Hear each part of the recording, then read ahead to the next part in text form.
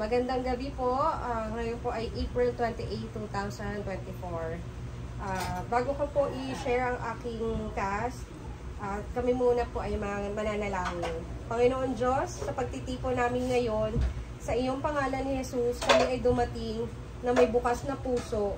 Humihingi kami ng iyong karunungan at gabay, na iintindihan namin ang kahalagahan ng iyong salita sa paghubog ng aming mga buhay. At hinihiling namin ang iyong espiritu na magbigay liwanag sa aming pag-unawa habang binibigyan kami ng aral mula sa kwento na nakaraan, lalo na tungkol sa panganib na pagsamba sa mga Diyos-Diyosan. Sa pangalan ni Jesus, aming dinadalangin. Amen. Amen. Amen. Ngayon po, ang i-share ko is tungkol kay Daniel. Ang storya niya. Sa mga kwento ng pagtakas ni Daniel mula sa pagkabihag ng Babylonia, naroon ang isang walang hanggang babala tungkol sa panganib na pagsamba sa mga Diyos-Diyosan o idolatry. Ang mga sinaunang kwento ay ito ay naghahatid bilang mahalagang paalala sa mga papanganib na paglalagay ng anumang bagay sa itaas ng aming debosyon sa iyo, O Diyos. Samahan natin ang paglalakbay ng mga kwentong ito upang alamin ang detalye ng pagsamba sa Diyos-Diyosan at sa mga kaugnayan nito sa ating mga buhay ngayon. Isipin si Daniel ay ang kanyang mga kaibigan na padpad sa Babylonia na manatiling matatag sa kanilang pananampalataya sa gitna ng tukso ng pagsamba sa Diyos-Diyosan. Bagamat sila ay nadako sa isang kultura na nagtataguyod ng pagsamba sa mga Diyos-Diyosan, nananatili silang matibay sa kanilang pangako sa Diyos. Ngunit kahit mapangalip sa kanilang buhay, Daniel 3:6, ngunit ang pagsamba sa mga Diyos-Diyos ay hindi lamang alaala sa nakaraan. Ngunit ito ay bumabalot ng ating kasalukuyang mundo, isipin ang tukso ng kayamanan, katayuan, at karangalan sa lipunan, na kadalasang kumikilos ng higit sa kaysa sa ating debosyon sa Diyos. Mateo 6:24.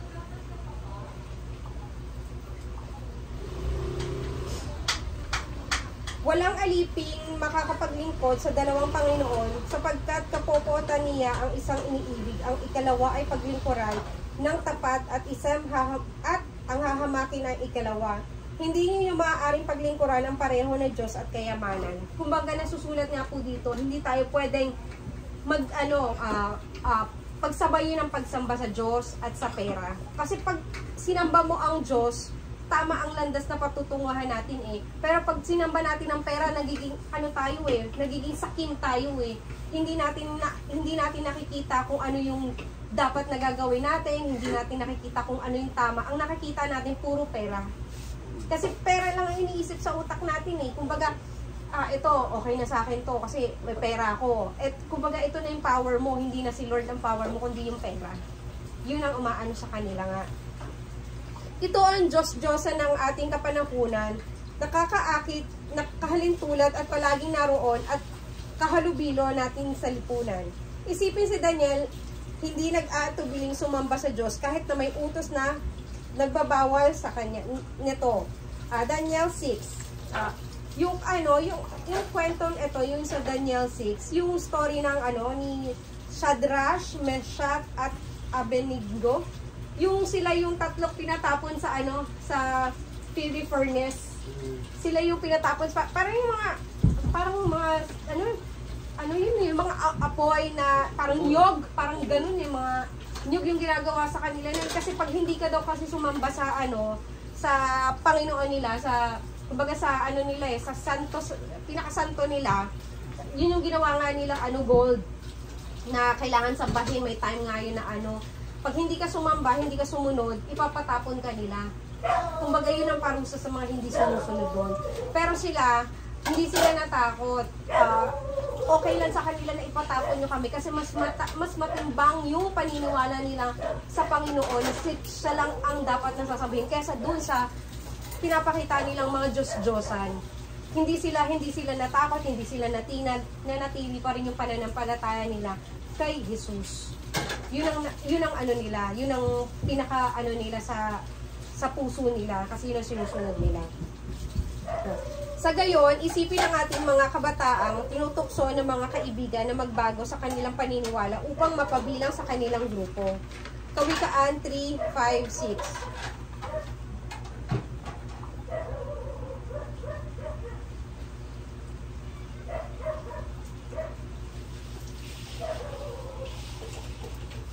Kay Yahweh ka magtiwala buong puso at lubusan, at huwag kang mapanatag sa sariling karunungan. Sa lahat ng iyong gawain, siya ang alalahanin upang ikaw ay patnubay at sa iyong mga tatahakin. Ito nga yung na yung lahat ng plano mo, lahat ng gagawin mo, kailangan kasama si Lord.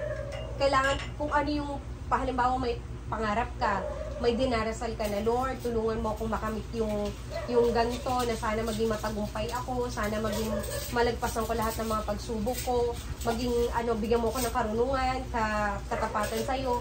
Lahat ng panalangin mo, dapat kaagapay mo si Lord. Hindi kung ano man sino man ang papaniwalaan mo, kasi siya lang talaga ang magtuturo sa at maggagabay kung saan ka, kung anong nararapat sa iyo, kasi siya ang may alam kung anong mangyayari sa iyo sa susunod o bukas, kinabukas o sa susunod na araw. O ang asawa ng napilitang manatili sa puot, hindi sa pagpapatawad na ang kanilang puso ay lumayo sa iyong mga paalala ng grasya at pagkasundo. Efesyo 4:31-32.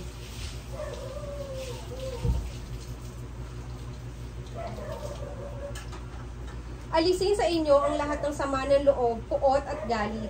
Huwag kayong mambubulyaw, manalait, at mananakit ng damdamin sa kapwa. Sa halip, maging mabait kayo at maawain, magpatawad kayo sa isa't isa, tulad sa pagpapatawad sa inyo ng dakilang Diyos. Kumbaga dito ni Lord, kasi kumbaga siya nga yung siya nga yung naging natin dito parang binays na parang natin, kasi si Lord, 'di ba, yung kahit na ang dami nating kasalanan, si Lord pinatawad pa rin tayo. Tayo pa kaya na dapat i-let go natin kung ano yung sama ng loob natin, kung ano yung galit natin sa tao.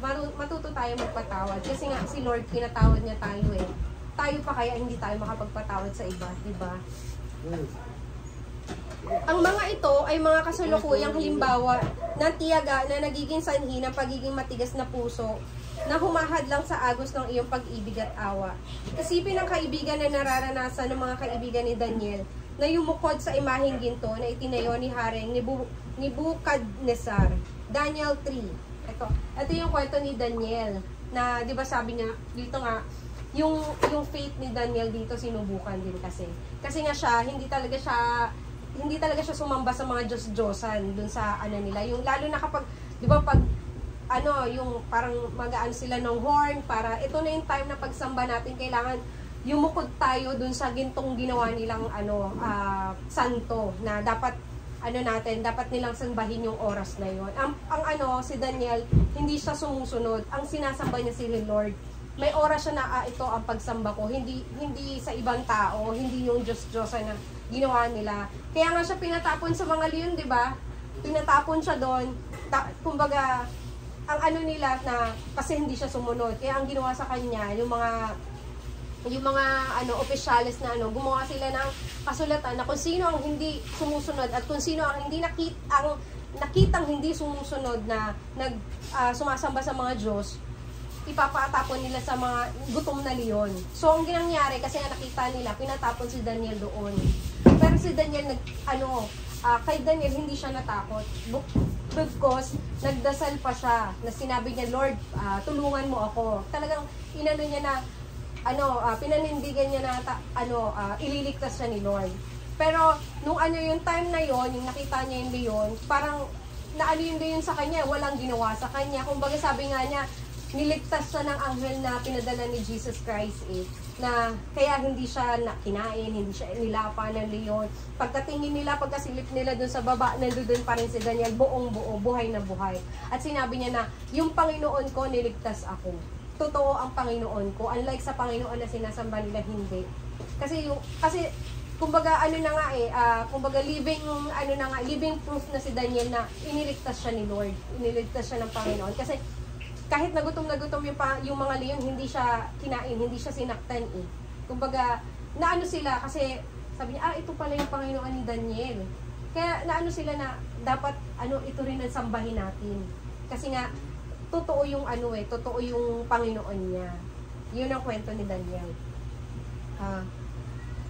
Kahit may banta ng pagtapon sa kanila sa mainit na huno ng pugon, tumanggi sila na baliwalain ang pagtapon ang kanilang debosyon sa Diyos.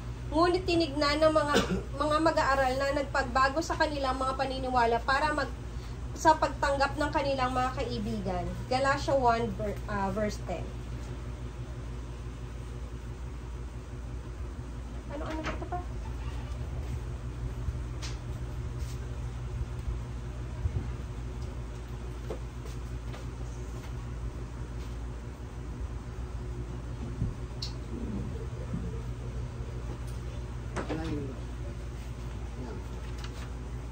Galatia 1.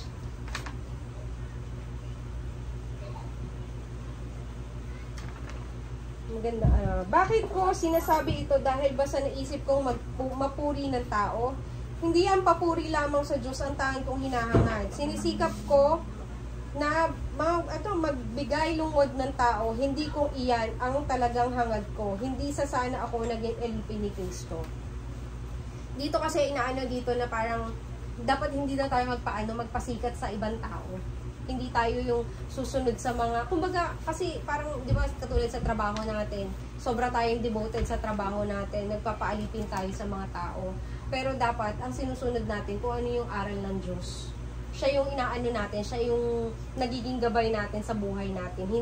Hindi nagpapakulugmok tayo sa trabaho, hindi magpapakaano tayo sa trabaho dahil gusto natin kumita. Kailangan din, isipin din natin si Lord na, na, kumbaga, na, i-priority rin natin siya, na sambahin din natin siya, na anuhin natin siya, paniwalaan at sundin yung aral niya. Hindi sa pagtatrabaho lang na trabaho ka lang ng trabaho, yung parang gusto mo lang kumita, paano ka naman kikita, paano ka naman na kung hindi mo kasama si Lord sa buhay mo. O ang masigasig na empleyado na nagpapabaya sa karapatan at katarungan upang makuha ang pabor ng pinuno. Colossians 3 verse 23.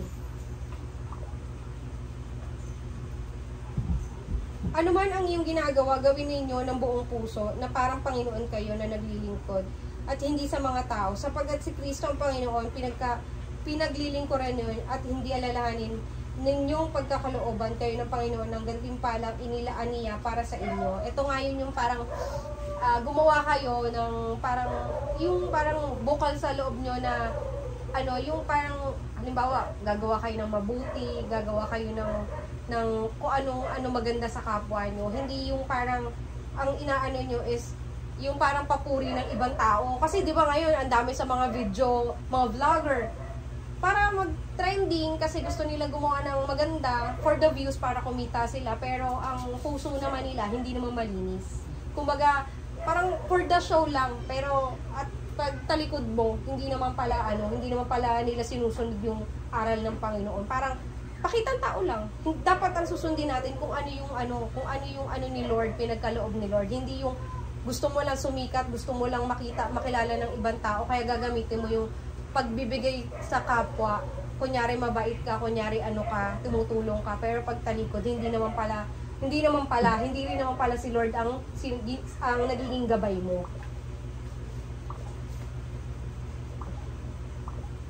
Ito ang mga halimbawa ng kapanahunan o makabagong pagsamba ng mga Diyos-Diyosan. Paglagay ng pabor ng tao sa harap ng pangako sa iyo, o Diyos na pagwawalang bahala sa daan ng katuwiran para sa pansamantalang papuri ng mga tao.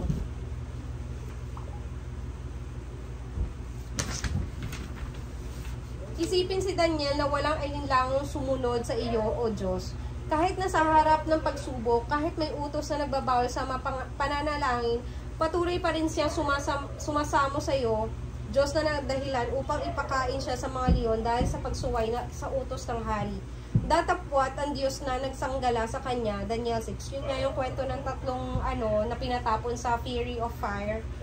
Isipin ang mga bunga ng hindi pagsunod sa ating buhay, ang pagkasira ng mga relasyon, pag-aksaya sa mga oportunidad at espiritual na kawalan ng pagmumula sa pagtalikod sa kalooban ng Diyos.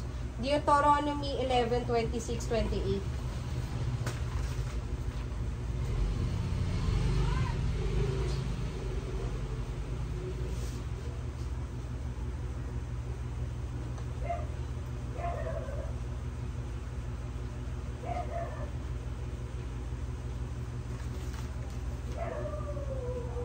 Sa mga araw na ito, binibigyan ko kayo ng pamimilian, pagpapala o sumpa. Pagpapala kapag sinunod ninyo ang kanyang mga utos, ngunit sumpa kapag sumamba kayo sa ibang Diyos, sa halip na sumunod sa kanyang mga utos. Ito nga yung nung kailangan siya yung sasambahin nyo si Lord, hindi yung sa iba. Kasi, yun nga, yung kung siya ang sinamba nyo, maayos ang maayos yung patutunguhan nyo. Pero kasi pag sumamba kayo sa mga ribulto, sa mga santo-santo, wala nyo, hindi naman siya hindi naman siya katulad ni Lord na makapangyarihan, sila gawa lang ng tao kumbaga man-made lang. Anong power nila, 'di ba? Kumbaga walang mangyayari sa inyo kung susunod kayo sa kanila. Unlike kay Lord, meron kayong mararating, meron kayong kinabukasan kapag si Lord ang sinundan yung daan. Ito ang mga mapanganib na kinakaharap natin kapag pinili natin magwalang bahala sa kanyang kagustuhan. Papalit ang iyong mga pagpapala sa pansamantalang kaligayahan ng paghihimagsik. Sa mga kwento ito, tungkol kay Daniel at ng kanyang mga kasama, natutunan natin ang mga aral na bumabagay sa ating mga buhay ngayon. Sila ay nagsisilbing babala, nagpapaalala sa atin na masinsinang hantungan sa pagsamba ng mga Diyos-Diyosan. At sa kapangyarihan nito, naligaw tayo mula sa landas ng katuwiran. Tanggapin natin ang mga babalang ito, kilalanin ang mga Diyos-Diyosa na naglilihis ng ating pagiging tapat at tuwid natin ang ating mga puso sa buong pagmamahal sa iyo, O Diyos.